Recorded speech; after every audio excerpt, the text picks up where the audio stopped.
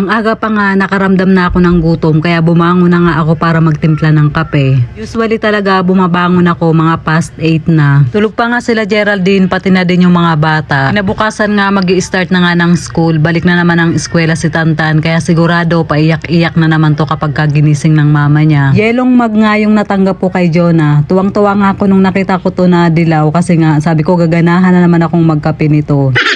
Yung bagong ang brand na binili ni Geraldine na kopi ko, ang sarap niya para siyang choco. Sa lahat talaga ng kape na nainom ko, para sa akin mas masarap yung kopi ko at saka hindi siya masyadong matapang. Hindi nga katulad ng ibang brand na kapag katapos kong uminom, medyo kinakabahan na nga ako. Dinala ko na nga sa kwarto ko yung tinimpla ko, then sinamahan ko na rin nga ng pandesal. May 3 tab pa nga ng Graham sa rep, kaya nagdala rin nga ako. Ngayon ko pa nga lang din naisip kainin yung mga ginawa ni Geraldine ng New Year. Pagkatapos nga mag-almusal, naglinis na rin nga ako ng kwarto ko. Then dumiretso nga ako dito sa labas kasi para hugasan nga yung malalaking kaldero kasi nagsimula na rin si Carlos na magtinda ng pares kahapon. Kinahaponan nga habang nagluluto nga si Carlos ng pares. Tinawag nga ako ni Geraldine kasi gupitan ko nga daw si Talia. Matagal na nga naming balak gupitan si Talia kasi yung dulo ng buhok niya sa likod talagang napakanipis. Dahil nga hindi pa naman kami busy ni Geraldine, talagang tinutukan na rin namin magupitan nga siya. Ayaw nga sana ni Carlos pagupitan, yun nga lang ang gusto talaga ni Geraldine bawasan lang talaga yung likod. Kasi sobrang tagal din talaga humaba ng buhok niya. Simula baby pa talaga ganyan talaga yung buhok niya, hindi humahaba. Kaya baka kailangan din talagang mabawasan para nga kumapal na at saka medyo bumilis yung paghaba niya.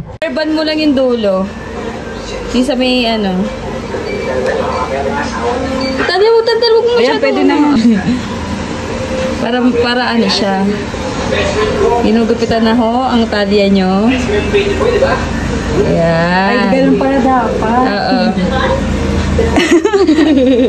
Ito, papantayin to. Pangit mo ka, pangit ka naman. Masyado malikot. Ayan. Yan. Okay na yan. Okay naman, di ba? Oo. Ay, yung likod. Ganda naman talya. Talikod ka, be. Talikod ka na. Tapos Talikuran din natin. Ito Yan. saan to? Babawasan Hanggang dito. Hindi. Ganyan o. Yan o. Ah, sige. Masyadong...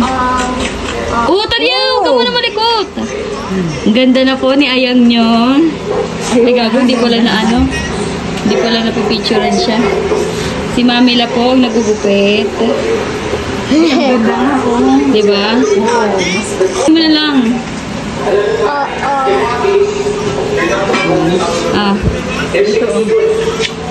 Wait lang yan. Huwag ka masyadong malikot. Sa kabila baka ano rin. Ang ganda na oh. Ang ganda na ng ayag nyo. Ay, ang ganda! Parang Japanese! Di ba? Yung sa kabila okay na ba?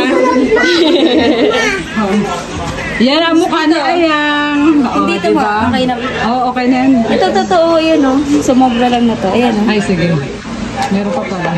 Wala nga kaming tinda ng biryani ngayon kasi hindi pa dumarating yung bigas namin. Kaya nakita pa namin si Carlos na umalis nga papunta na nga ng pwesto niya. So yan na guys, hanggang dito na lang yung ating video for today. Maraming salamat sa panonood. Mag-iingat kayo palagi. God bless and babush!